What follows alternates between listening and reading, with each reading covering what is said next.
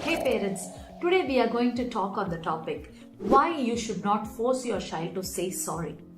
Because every now and then in this life where we are having ups and downs throughout the day and having work-life balance which is a little bit struggling for us, and when the child is going to in between come and do a lot of tantrum, we either ask them to say sorry to their friends or to neighbors or to us. Like whenever they make a mistake, they say them, you can't do it, say a sorry. So what here happens is we are always trying to push the child to say sorry or compel the child to say sorry, which becomes so common for them or regular for them, like mama is going to always force me to say sorry. So what are all the side effects of asking your child to say sorry is what we are going to discuss in this video. So when you are going to ask your child, say sorry with a lot of force and compulsion, the following things will start developing in the child. Like for example, developing a behavior of insincerity in them or lack of sincerity in them. Because when you're asking your child to say sorry, where they don't realize the mistake, they don't feel any pain or any apologetic feeling about doing some mistake, and they are going to say sorry, there is no emotions attached to it. They don't feel any kind of thinking that, oh, I did a mistake, I have to ask sorry. No, there is no feeling of apology that they want to say that sorry. It's a sorry which has been told just because of you. Take for example that you and your friend is like having a fight. At the fag end, your friend is saying, sorry. So are you going to really feel that sorry? They are just saying with no sincerity or no respect for that relationship. So you're not going to consider it. The same way when you're going to ask the child say sorry out of compulsion, they'll be feeling the same amount of feeling that the relationship has no value on that, or the value of saying sorry doesn't mean anything to them. So don't force them to say a sorry. Rather, a parent should be pushing the child to say the sorry or make an understanding within the child to say a sorry with an emotion. Underline the word emotion. Sorry has to come with a feeling of emotion, otherwise it creates insincerity in them. The second side effects which is going to happen is they are going to superficially say sorry for the sake of it, and they are going to keep repeating the mistakes again and again. Because I can do a mistake and for no reason I can say sorry. So what happens is it's a superficial sorry that they have tried to build within them. So it allows them to make the mistake again. So you're not actually trying to help your child feel sorry for what they did. You're actually building insincerity and allowing them to make the mistakes again, which we do not want. But unconsciously, with a time constraint, with so much of pressure around us, we are putting that pressure on the child, allowing them to build all of these characters, which is unnecessary for their growth. The third thing is about, we are going to actually emotionally repress them, emotional repression. Because they have some emotion which has to be expanded and thrown outside and they want to express it. But when you're going to suppress, say sorry, don't ask any questions. There's nothing that I want to listen. You have done something wrong, say sorry. So what happens is there's no question of emotional outlet for them. It builds anger and frustration over a period of time because we keep asking them sorry for so many reasons and it piles up within them. This emotional repression really makes them feel low about themselves, and it leads to a problem wherein which they don't want to communicate freely with you. Mama will shut me down because she does not understand my emotion. She's actually making me feel more frustrated. Then how will I be able to even communicate with her?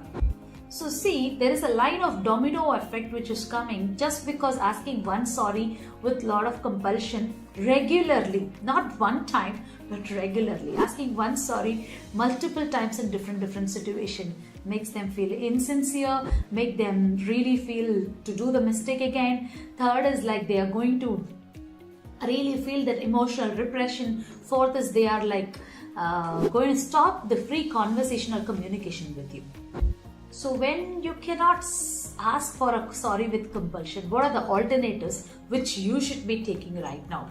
Be happy to take this alternative because this is a long-term solution which will build a lot of better skills within them.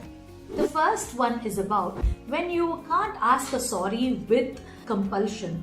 So what a parent should be focused on? What is the goal of that parent to get that sorry? So the goal is to be like, I have to help my child say sorry with an emotion. How do I do that?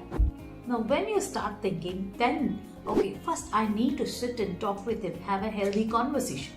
When you say healthy conversation, that conversation should happen at a time when you and your child both are in a relaxed state or in an excited, happy state. When you're angry and your child is angry, if that time you're going to talk, nothing is going to go inside them, or you're only going to carry the resistance within you. So that will definitely not bring any result.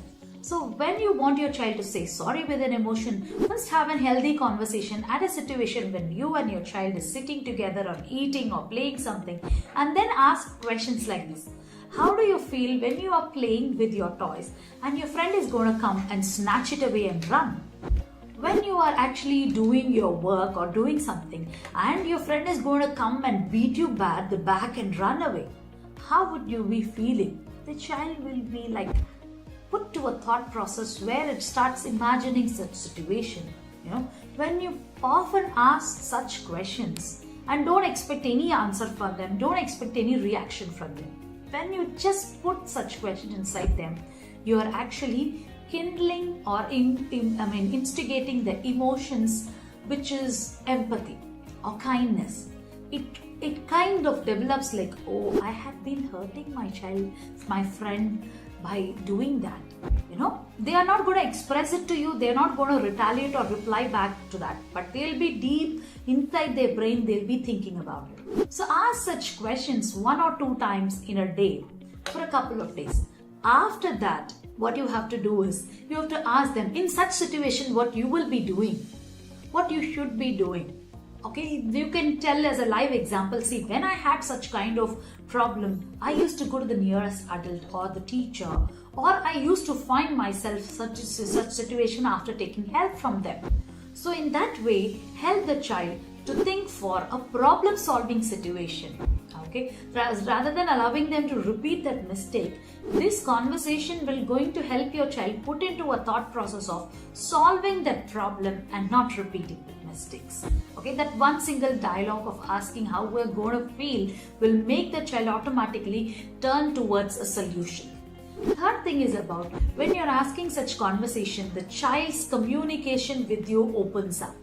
They are going to feel a connection between you and him, because now that you have instigated that feeling for others in them, they're going to feel for you.